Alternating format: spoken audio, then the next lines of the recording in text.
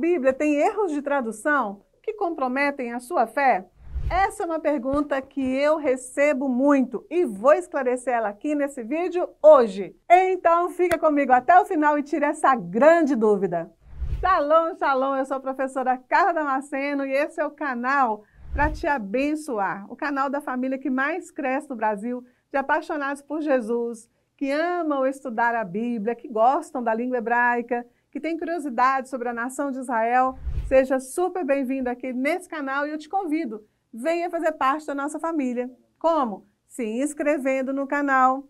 E aí, quando você se inscrever, já clica no sininho, porque dessa forma, toda vez que tiver vídeo novo, você vai ser notificado e não perde nenhum dos nossos vídeos abençoadores para a sua vida. Aproveita, já curte e já compartilha com todo mundo que você ama, porque hoje tem um conteúdo sensacional para você. Então, será que a Bíblia tem erro de tradução ao ponto de comprometer a sua fé? Eu vou responder sobre isso no vídeo de hoje e para você entender, vamos analisar aqui alguns fatores. Na verdade, são 3. Primeiro, a Bíblia foi escrita em outro país, né? Segundo ponto, a Bíblia foi escrita em outra cultura. E terceiro ponto, a Bíblia foi escrita em outras línguas. O país onde a Bíblia foi escrita se chama Israel. E Israel é um país do Oriente Médio, ou seja, muito diferente do local onde nós vivemos.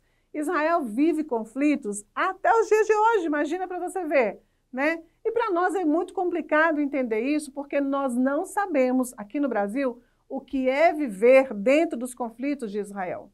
Ao longo dos séculos, Israel foi invadido e dominado por vários impérios. Persa, babilônico, grego, romano, otomano, cruzados e etc.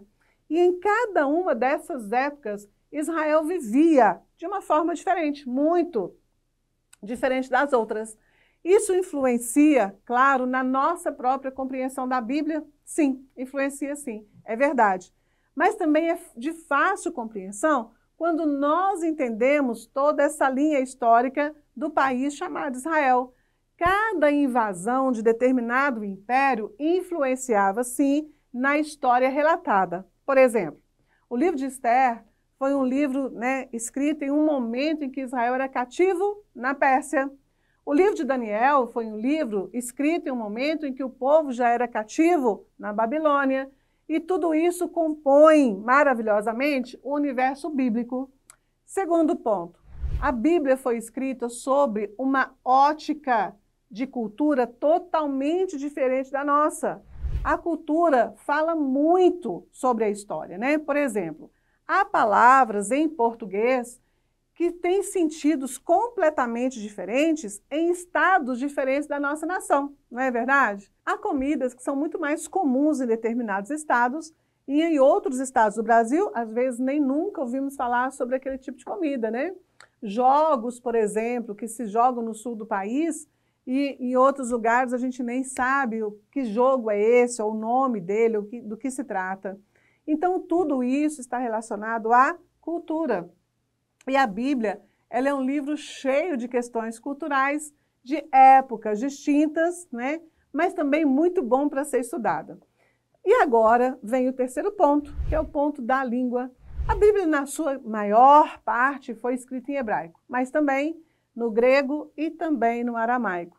E como acontece em todas as línguas, às vezes não conseguimos uma tradução correta, exata, ao pé da letra para determinadas palavras. Por exemplo, a palavra em português, saudade, ela não existe em diversas línguas. Então, para traduzir, a fim de que as pessoas possam entender, como que a gente faz para que as pessoas possam entender esse sentimento da saudade?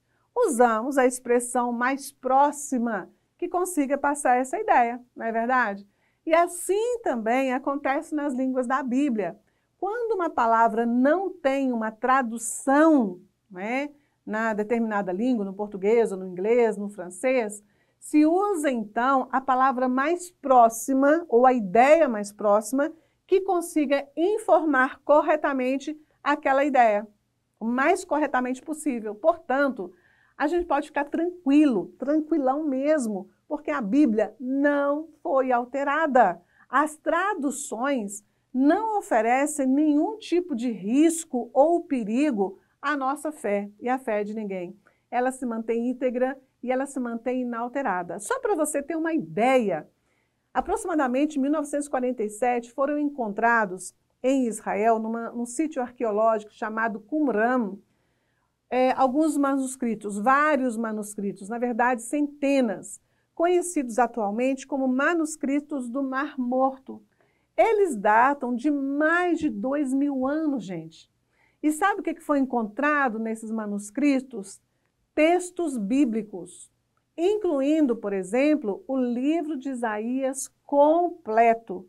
E adivinha só, os textos bíblicos, em hebraico encontrados nesses manuscritos, eles são idênticos aos textos bíblicos hebraicos da atualidade. Isso não é sensacional, gente? É um espaço de tempo gigantesco de mais de 2000 anos. Agora, sabe por quê que os textos de 2000 anos são originais e idênticos aos textos atuais? Vou te contar por quê.